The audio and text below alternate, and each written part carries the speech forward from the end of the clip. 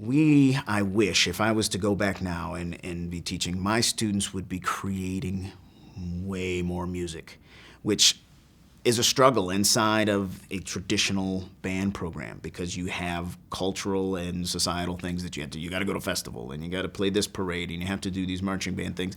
And I think some of us allow that to be a limitation. Now, there are directors all over the place that are starting to break out of that. And I'm really hopefully trying to lead a charge in that. I do a summer camp where we focus specifically on students arranging music that they want to arrange, and we do collective composition. And through the Archipelago Project, our goal is to get them to do something, because so many kids, when they leave their band room, don't know what to do with that instrument. And so if we can get them creating groups on their own and making music, who knows where that will go, but the one thing that it is not is it's not limiting. It is not, well, you have the baritone part in this march and that's all you know how to play. And so when someone asks you to play something else, you have nothing. So we need to create more opportunities for exploration and creation inside of our band programs. And I think that's partially why society struggles with music. I've met more people in my life who used to be in band than I think I've met anyone else. Everybody used to be in band, and while band doesn't need to be for you forever, what are you left with? I was always saddled with the idea that every day could be that student's last day in my classroom, and what have I given them?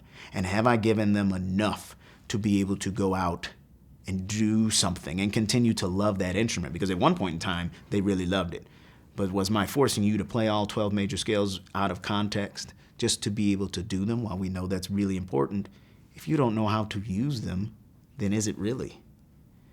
And I think we become so focused on what we do and jumping through these hoops that we forget that for most of us, playing something and being involved in the activity of band, but making music is what brought us here. And I think that goes back to what I was trying to talk about at the beginning.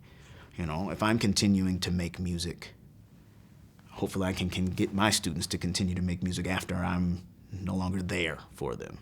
So, national standards asks us to create and compose, but we feel boxed in by those definitions as they're given to us in our schools of music.